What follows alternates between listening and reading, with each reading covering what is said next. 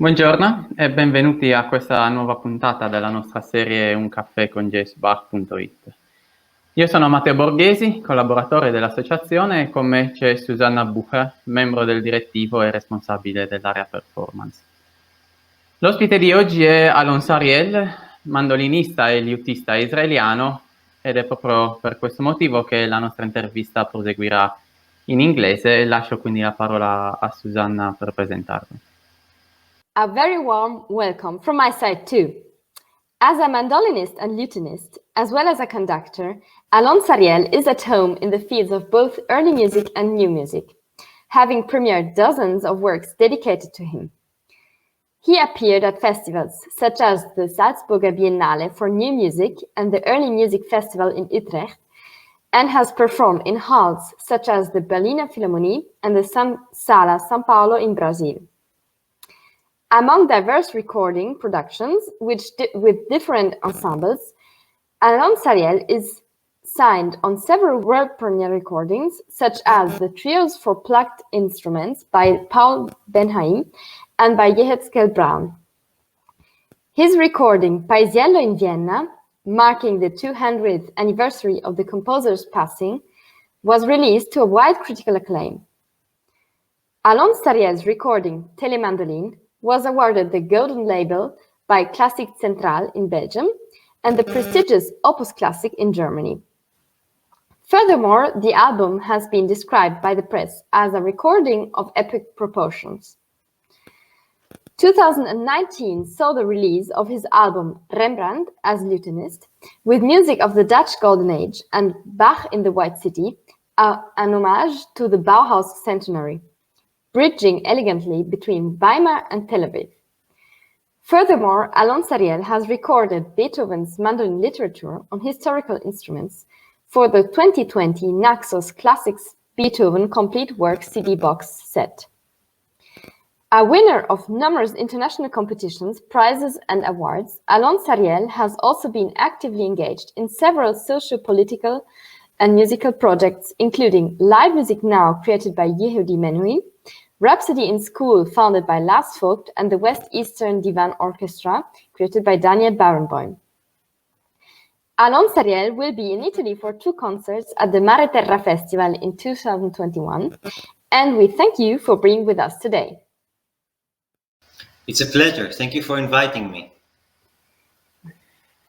So, Alon, it is now nearly a tradition of our coffees to begin with one particular question. That is, do you have any special memory about Bach's music in your life which you would like to share with us? There are many memories with Bach along my childhood, and as the career developed, it was always in parallel with Bach's music and with revealing it. And but there is one memory of Bach's music already before I started to play music. I was 5 years old, and my family went for 1 year to the States because of my father's job as a researcher. He had a sabbatical, and my family and I have 4 siblings, and I'm the youngest of 5. So we all went off for this 1 year, and my parents, who used to be usually very strict about showing up to school and getting good grades and all that. In that year, they were very loose, and we used to take days off, rent a big van, go down to national parks and things like that.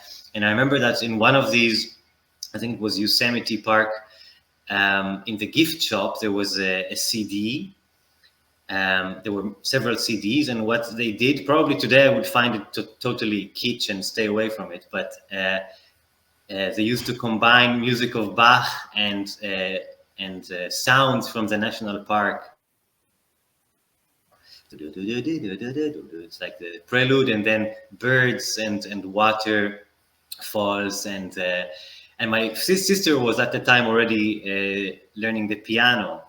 And I remember that in these long travels, I have very sweet memories from these long travels, fighting with my brothers and who's going to sit where and all that. and in the background, this very beautiful music of Bach and nature. And somehow, maybe it's a coincidence, maybe not. These are my two great loves of my life, I would say, nature and the music, and very much the music of Johann Sebastian Bach. Yes, that's a very nice memory. And I mean, of course, we think about Bach and nature, but that's really a concrete example of this kind of use of Bach's music. And about traveling, on 9th and 10th of July, you will be the protagonist of two concerts in Italy at the Mareterra Festival in Bari and Martano. The title of these concerts is Around Bach, and it's already very explicit and suggests, of course, that the fil rouge of the program is Bach's music. Can you tell us more about the construction of this program, about the other composers and works which you will play, and the link between their music? What does the word around means concretely in this case, and which is the structure of this musical journey? Yeah, so it's a solo recital for mandolin, which is already something that I mean, it's very special in a way. The program was actually called Perspectives, and in dialogue with the festival, the director suggested that we'll call it Around Bach, because I think the public would know more what they're going to hear, and I found it a great idea and a wonderful title. And in fact, what's happening there is that I'm playing the second partita of Bach, a monumental work, especially the chaconne at the end, very, very known, perhaps not very known on the mandolin. And then what I've done is between the 5 movements of the partita, I've inserted 4 other pieces from very different musical worlds and soundscapes. So we have modern Japanese music, we have Ladino Jewish music, then we have Ottoman music from Constantinople of the 17th century with the composer Ali Ofuki. So it's I call it actually perspective because I think Bach has something very, very universal in his music, and we listen to it differently depending on what we've heard before and what we will hear after, etc. So the context of the program is changing constantly, and the public is being thrown to different styles, but always with the red thread of Bach's second partita in between the other pieces. It's usually a great travel. You said apropos travels and coming to Italy. The recital itself is also a travel, and I play everything in attacca, so there is no applause between the works, and usually it's a 60-minute trip that I go very much together with the public. I completely look forward to these concerts in Italy. Nice, we too. And so it just seems that you're an experienced musician both in the early and contemporary music. And in fact, the composer of one of the works of your program, that is Cula Fidis, was born in 1961. Now, our question is, how do you see the connection between these two words, and how do you cope with the difficulty of performing repertoires which are so distant from the period of compositions? I mean, even switching between those periods, as you just said, in the same concert. Yeah, great question. I think that both new music and ancient music require some kind of a different flexibility from the performer. As a director that sometimes works with singers, I often get to know singers. It's kind of a stereotype, or not a stereotype, but it's a typical flexible voice. There are many, in the aesthetic, there are many similar things between early music and modern music. The seldom use of vibrato, for example, or the treating the voice sometimes, yeah, a little bit like an instrument. I hope I don't generalize too much here, but it's actually often the same singers who do this and that. And with us instrumentalists, it's not different. For example, if we look at aleatoric music or contemporary music, which asks the performer to improvise or to kind of compose on the spot, and this is something that in the Baroque we find as well. I mean, ornamentation is a huge part of historical performance and so on. So there are many similarities. And you mentioned the potential difficulty. I don't find a difficulty personally in combining these worlds and traveling them in parallel, but it does require often a compromise. So just as an example, I'm traveling to Italy for this kind of recital, and even if I would love to perform Baroque music on historical instruments and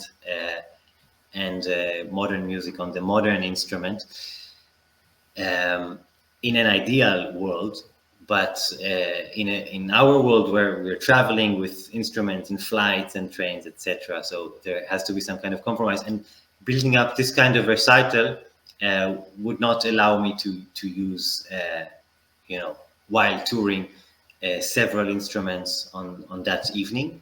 So there are compromises that have to be made, but I don't think, I wouldn't say difficulty. Yeah, that's very interesting. So we spoke about the aspect of traveling, let's say, geographically, but also traveling in time, maybe. And so, yes, we would like to speak maybe also about the traveling between the different cultures. So you mentioned the different cultures of the composers of the works we will hear during your concert, going from the Japanese composer Kubahara to the Turkish composer Ali Ufki, and the contemporary Greek composer Victor Koulafides. Of course, we are aware that the reception of a musician's work in a foreign culture is a topic which cannot be presented in all its aspects in an interview, and that there are whole musicological studies to do that. But maybe could you share some impressions or aspects about the reception of Bach in these apparently far cultures? Okay. I'm not sure I'm the right person to ask about reception of Bach in Japan or in Turkey, etc. But I know and I have experienced that Bach is playing a big and important role in the musical education of every child around the world. Every kid who starts learning music, one of the first things you get on the music stand is either two-part inventions or things from the Anna Magdalena Büchlein, or so Bach has this amazing quality to speak both to the great master performers and also to very, very beginners. I think, yeah, for a child to be encountered with this music is only, I mean, I can speak from my experience, can be totally fantastic. And yeah, so somehow the name Johann Sebastian Bach is definitely known in many, many different cultures around the world. And I'm glad about what you are doing here, because we're actually spreading the word on further, also hopefully to crowds all over Italy and the world. Yeah, we hope so too. And now another question is, like, it is not very common to hear Bach played on the mandolin. So which kind of approach do you have, both as a mandolin and as a lute player? And like, what do you think about historic performance practice? Like, you already told us something about using historic instruments. Do you have more general thoughts about that? Mm-hmm. So, in fact, I find that Bach's music work really, really well on the instruments of the plucked family. So the mandolin, but also the guitar, as you said, the lute, harpsichord, the harp. It has something very much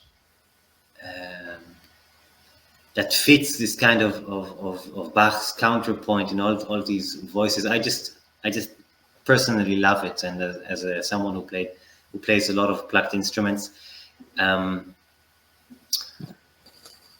Of course, I also use historical mandolins and the lute, but what many people do not know about the mandolin, it is tuned, at least the modern instrument, the Neapolitan tradition, is tuned like the violin. So I have sol, re, la, mi from down to upwards, and it's it almost asks you to adapt these kind of works which were written for the violin or any other instrument tuned in fifths, the violoncello.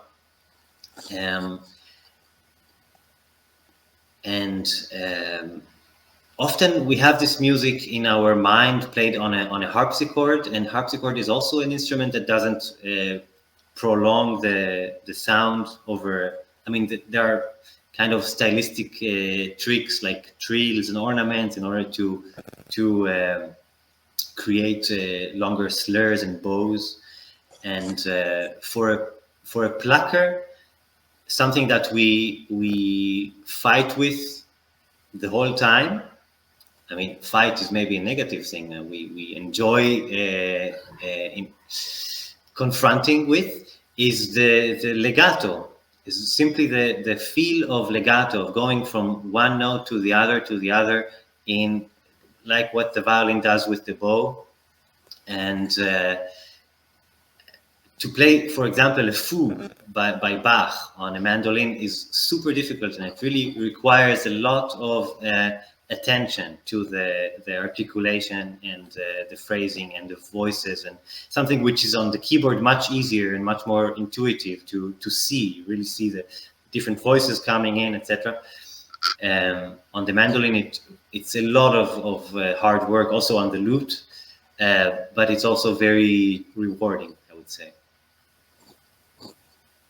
Yes, thank you.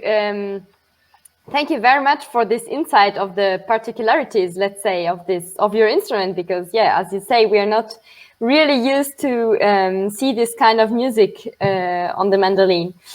And speaking about your Bach performances and the pieces you choose, you also recorded a CD with Bach's works called Bach in the White City. Can you tell us more about this project and about your choice of the program?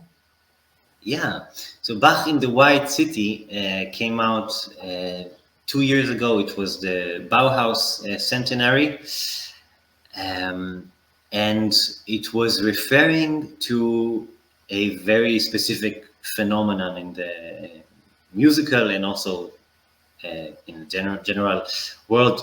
In the 1920s and 30s, while the idea of the State of Israel was in its founding, many immigrants came from Germany to Palestine of the time, to later Israel, and they brought with them many traditions in their backpacks, and it was the Bauhaus and all of the modern thinking about design and architecture, but also the older German traditions of classical music. I mean, things that were not really present in Palestine, in that region, and the music of Bach, of course. And I found this parallel so interesting when it was the Bauhaus centenary and all these discussions were in the air. And I thought that the country that I grew up in and I spent my first 23 years in was so much influenced by this culture. And I tried to travel back in time with this album to the 20s and 30s and early 40s of the 20th century. And I combined music by Johann Sebastian Bach together with music by Johann Braun, was one of my former teachers and one of the most beloved Israeli composers who passed away just about 5 years ago. He was born in the year 1922, so he also came to Israel with that movement. He was born in Germany, and so there were many interesting parallels, and the project was accompanied by video art, and we went to Tel Aviv and looked at all these architecture, and I have very, very fond memories of this project, and the album is something that I actually listen to a lot. I don't listen to my music very often, but this particular album is something that I very much enjoy, and I find the combination really, really, it worked very well. The music of the aesthetic of Johann Braun and that of Johann Sebastian Bach, because Braun was also a great fan of Baroque and pre-Baroque music as well. And you often see it in his music. For example, you find movement titles like Giga or Toccata, etc. So yeah, I feel very privileged to have had the chance to create this project and have very fond memories from it. All right, so that's another brick about our talk about like switching between Bach and contemporary composers. And now, besides like your strictly performing activity, you're also very involved in social, political, cultural projects of musical divulgation, such as Live Music Now and also the West Easter Divan Orchestra. So in your opinion, what do you think would be the contribution of a cultural association such also as JSBach.it in this kind of cultural and international context? Okay, another great question. So in Italy, it's not, other than in Israel, Palestine, that kind of region in the Middle East, there is, thank God, no war, and it's a very beautiful and beautifully calm area of this world. So it's not about solving conflicts through music, but I definitely think that what we do here, what you guys do, Bach.it, it has a lot of potential. I think I would try to expand the project and go into schools, perhaps meet children and talk with them about Johann Sebastian Bach, introduce this person and this phenomenon to the kids. I've mentioned already, I mean, my lack of being encountered with Bach at such an early age, and I think this can provoke from the children creativity and understanding of accepting the other, or I mean, so many things. There are so many studies. I'm again not an expert, but there are so many studies about children who study music and how they develop differently or better, and which other cards they have to express themselves, and how beneficial it is to their development. Yes, well, actually, if I can just,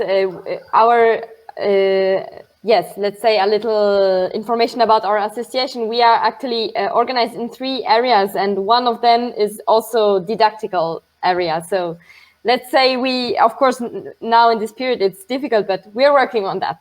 Absolutely. Fantastic, fantastic. So big chapeau, and I'm honored to be a guest here and take part in this project. Thank you so much. Yeah, thank you. Thank you very much. And so thank you for being with us today and for giving us such an international and intercultural insight in your world with Bach and with many other composers. And so I will continue in Italian. Saluto anche i nostri ascoltatori. E ricordo che tutti i nostri caffè sono disponibili sul nostro sito e sul nostro canale YouTube, nonché sui nostri canali social.